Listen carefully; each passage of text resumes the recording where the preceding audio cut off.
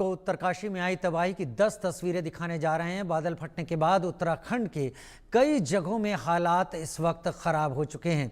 मौसम विभाग भी लगातार कह रहा है कि उत्तराखंड में जगह जगह बारिश का असर अब बढ़ता जाना है। 10 तस्वीरें। पहली तस्वीर आपके टीवी स्क्रीन पर, जहां पर बादल फटने के बाद अब हेलीकॉप्टर के जरिए वहां पर रेस्क्यू मिशन चलाए जा रहे हैं।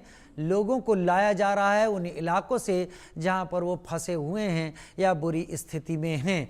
एक एक करके सबको बचाया जा रहा है।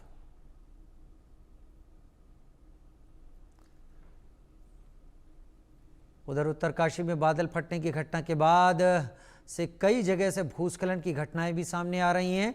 ये जो तस्वीरें हैं भटवाड़ी से धराली जाने वाले रास्ते की हैं, जहां सड़क सेवा पूरी तरीके से बाधित हो गई है। किसी तरीके से कच्चा रास्ते से लोग आना जाना कर पा रहे हैं। तीसरी तस्वीर, उत्तरकाशी आपदा में फंसे लोगों को सुरक्षित निकाला गया, जिसके बाद सीएम धामी ने पीड़ितों से मुलाकात की और उनका हाल चाल उनसे बातचीत करके जाना।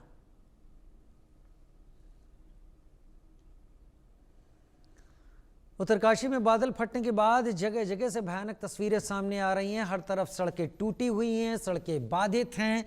इसके चलते रेस्क्यू ऑपरेशन में भी देरी होती है। लोगों की ज़रूरत की चीज़ें भी पहुंचने में बहुत देरी होती है। लगातार रोडों को ठीक किया जा रहा है, लेकिन इतनी बुरी तरीके से सड़कें टूटी हैं कि उनके पूरी तरीके से बनने में अभी लंबा वक्त लगने वाला है।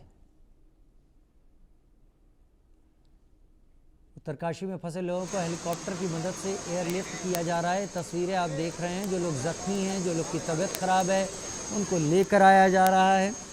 और जो लोग वहां पर मकान टूट जाने के चलते बेसहारा थे, उनको भी बचाकर लाया जा रहा है।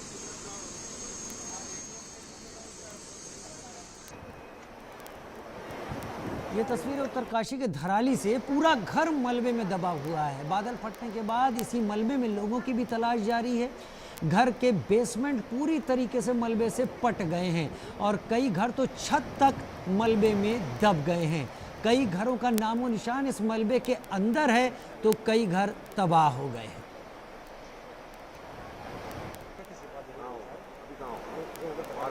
धराली में खौफनाक मंजर देखने को मिल रहा है। पूरा इलाका मलबे की चपेट में। जो आप देख रहे हैं मैदान नहीं है, दरअसल ये तूफान के दौरान, सैलाब के दौरान आया मलबा है, जिसके नीचे क्या पता कितने लोग दबे हुए हों। जिसके नीचे ये पुल भी पूरी तरीके से टूटकर दब गया, जो कि आने जाने का रास्ता था। गाड़ियों को भी भारी नुकसान पहुंचा। लोगों के घर इस ठंड के माहौल में छिन जाने से लोगों के ऊपर से छत भी चली गई।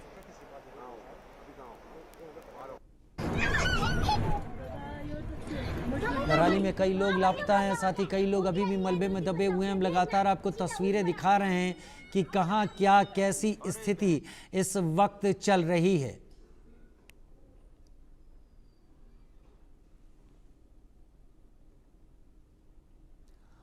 उधर बादल फटने से कई घर बह गए, जो तस्वीरें आप देख रहे हैं, और कई लापता हुए। घरों की हालत देखिए, सैलाब की चपेट में आते एकदम तिनके की तरह घर टूटते और बहते चले गए और इसमें कई लोग दब गए।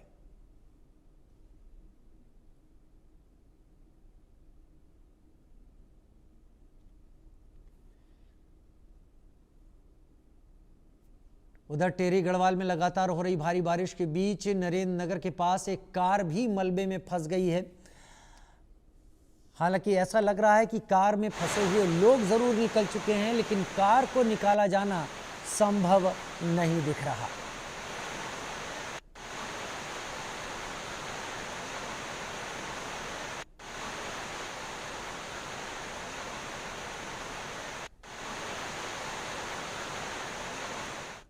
बड़ी खबर का रुख कर रहे हैं। उत्तरकाशी के धराली में रेस्क्यू ऑपरेशन जारी है। अब तक 307 लोगों को बचाया गया है।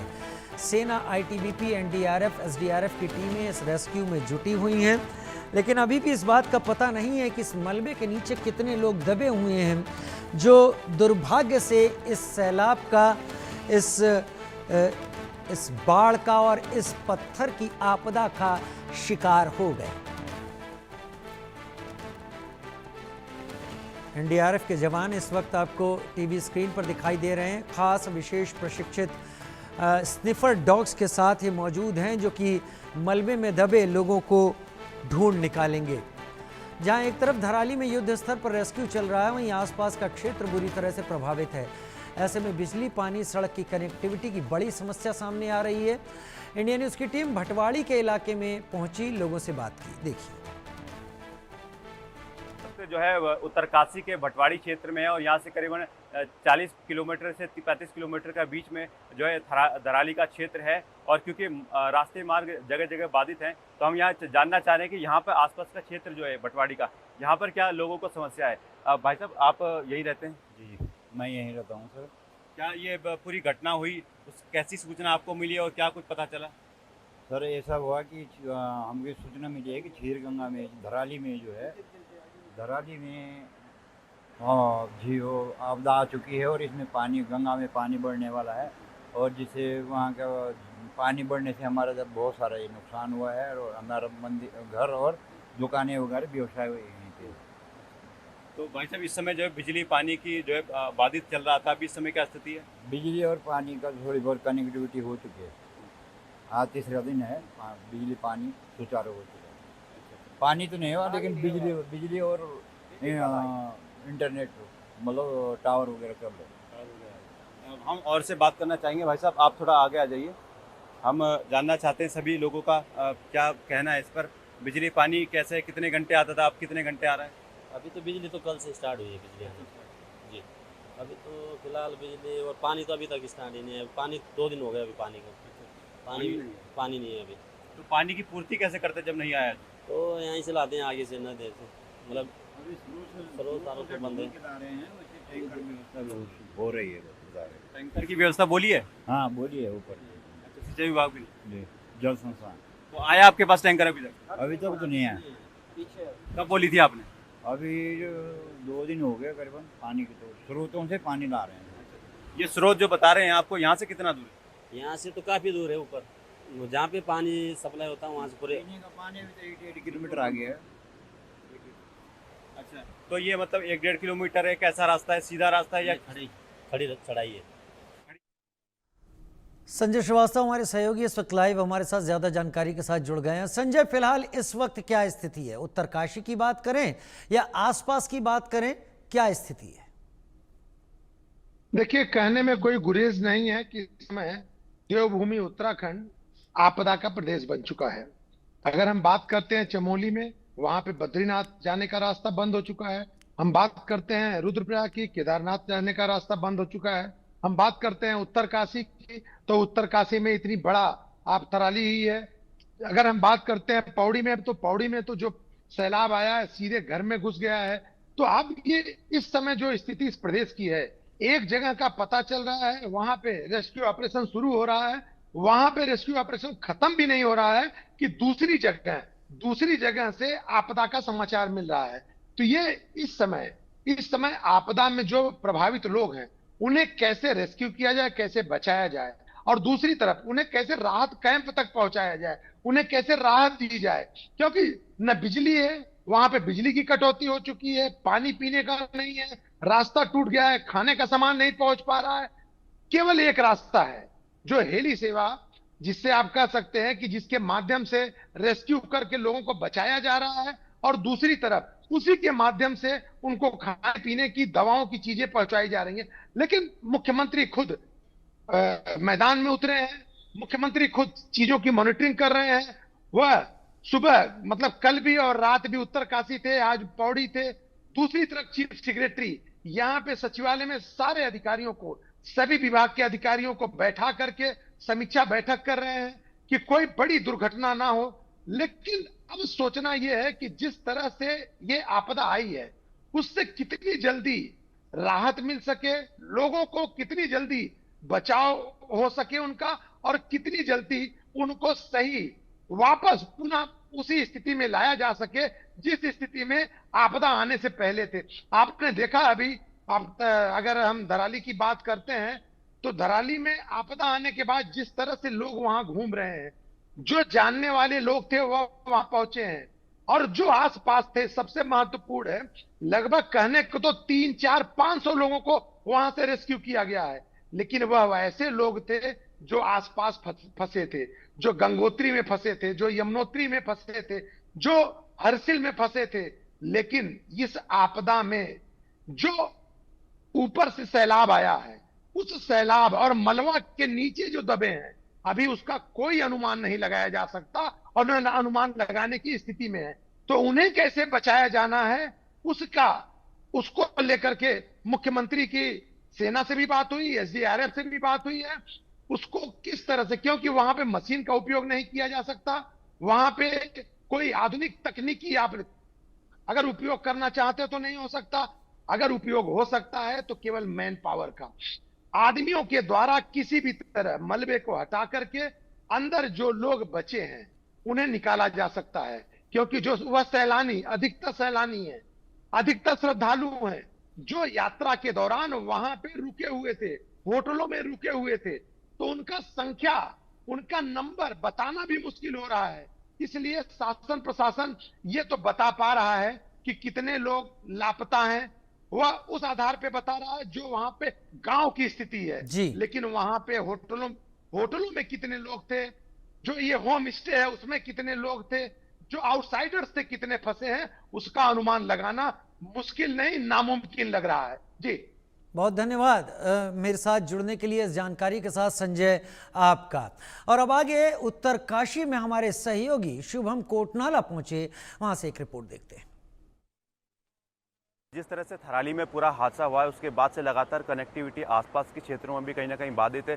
लोग जो है काफ़ी मशक्क़त के बाद जो है अपनी छोटी छोटी चीज़ों का, जो दूध, पानी और इन तरह की चीज़ों को जो है ला पा रहे हैं। हमारे साथ यहाँ पर कुछ स्थानीय मौजूद हैं जो कि अपने साथ, आप देखें यहाँ पर इनके पास कंधों पे जो है कुछ सामान है। यहाँ पर जो है प्लास्टिक्स के जो है कैंपर्स हैं।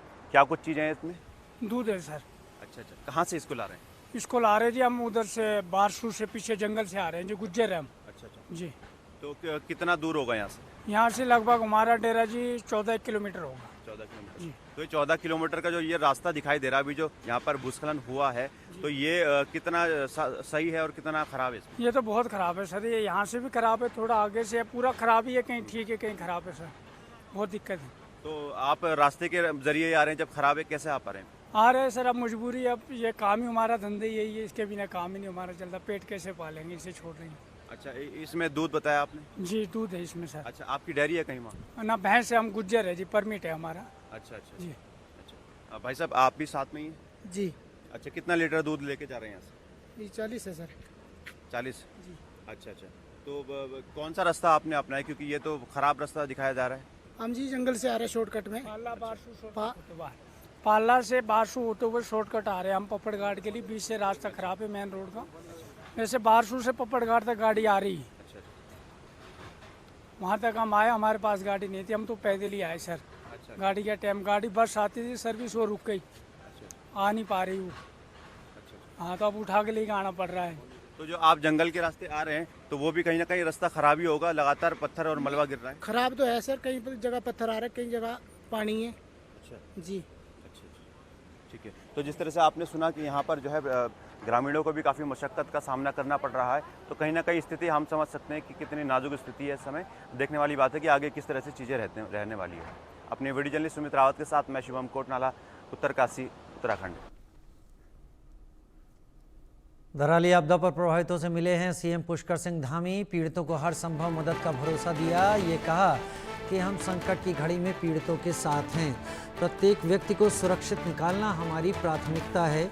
मुख्यमंत्री पुष्कर सिंह धामी ने ये बात कही है। पीड़ितों को जिनको निकाला गया उनसे मुलाकात की मुख्यमंत्री पुष्कर सिंह धामी ने। इस वक्त लोगों के बीच में मुख्यमंत्री पुष्कर सिंह धामी।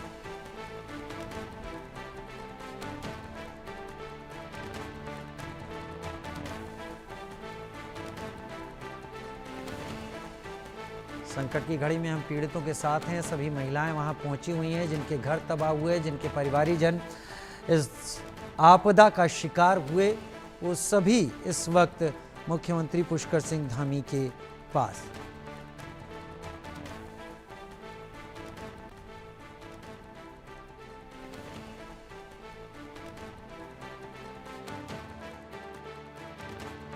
आप लोग सब लोग साथ में ही हैं? हाँ जी। कहाँ से हैं? आप जब आए तो उसके बाद से सारा मिल गया। चलो आने का जाने का क्रम सब हो गया। बहुत बड़ी बात है। और कितने लोग हैं? अभी हैं बहुत है। आप सब लोग कहाँ से उधर से?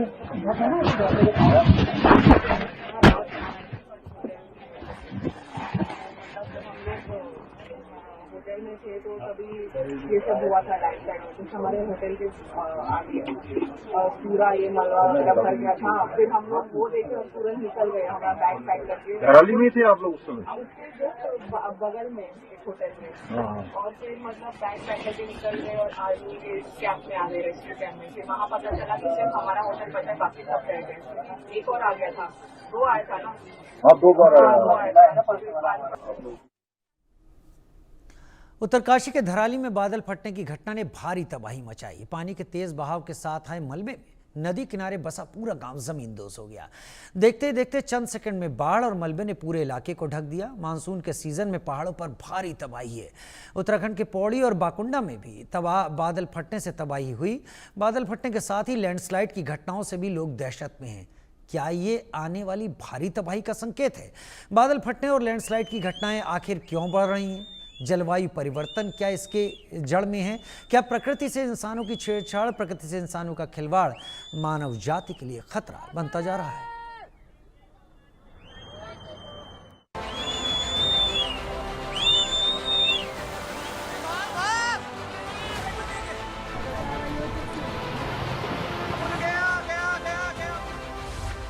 उत्तरकाशी में आफत आसमानी, बादल फटने से भारी तबाही। पहाड़ों पर आई विपदा, बाढ़ मलबे में जीवन उजड़ा। बादल ढहे, दरक रहे पहाड़, आने वाली है तबाही की धार। हिमालय ले रहा बदला, जलवायु परिवर्तन का खतरा। तबाही की ये तस्वीरें उत्तरकाशी के धराली की हैं। तबाही की ये तस्वीरें दिल दहलाने वाली हैं। उत्तरकाशी के धराली में बादल फटने के बाद जो तबाही मची, उसमें 4 लोगों की मौत हो गई, जबकि करीब 50 लोग अभी भी लापता हैं।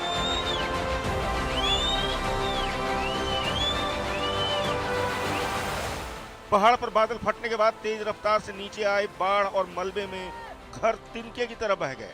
पूरा गांव उजड़ गया। जान बचाने के लिए लोग भागते दिखे। जिनकी जान बच गई वो खुशकिस्मत निकले।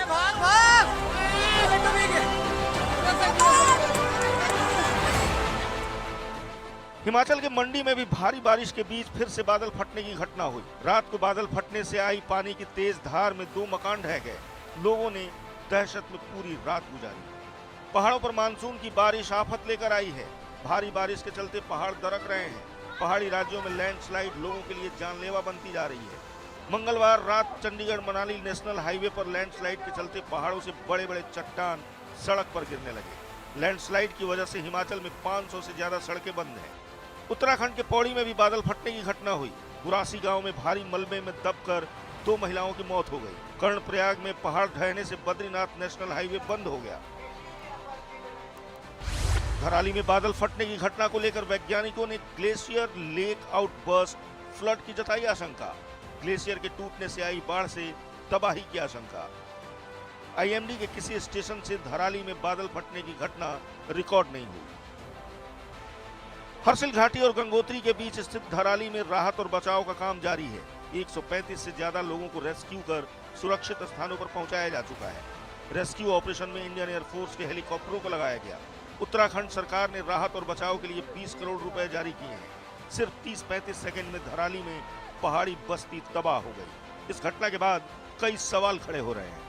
क्या जलवायु परिवर्तन की वजह से हिमालयी क्षेत्र में बादल फटने की घटनाओं में तेजी आ रही है? क्या भविष्य में बादल फटने और लैंडस्लाइड की घटनाएं और बढ़ेंगी? Bureau report, India news.